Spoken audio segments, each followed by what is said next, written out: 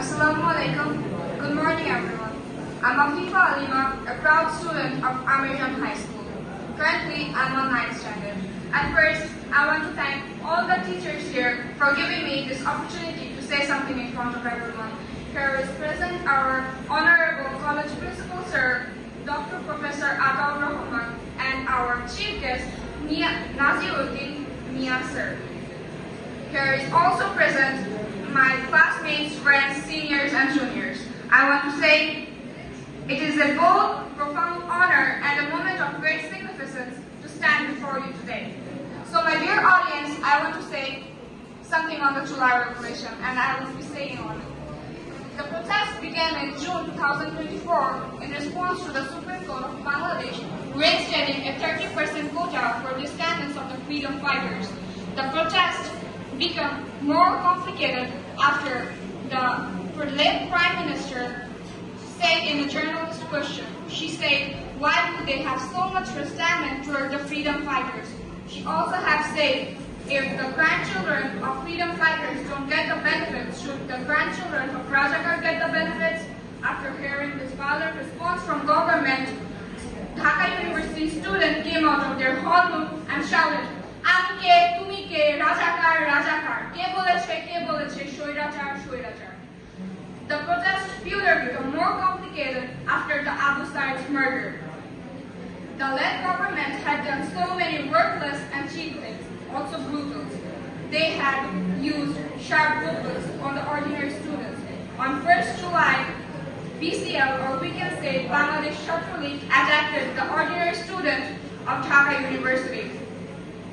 Thousands of people died on this movement, as like Mir Mugdho, Abu Said, Wasim Akram, Shanto, Riyad. Mir Mugdho, maybe we all know him. He was a private university student who was just serving water to that. I'm feeling silver by saying it. He was just saying, do anyone need water? Do anyone need water? He was murdered by stray bullet. A 6-year-old girl, Ria, she was playing on the rooftop with her friends. She was murdered by a stray bullet.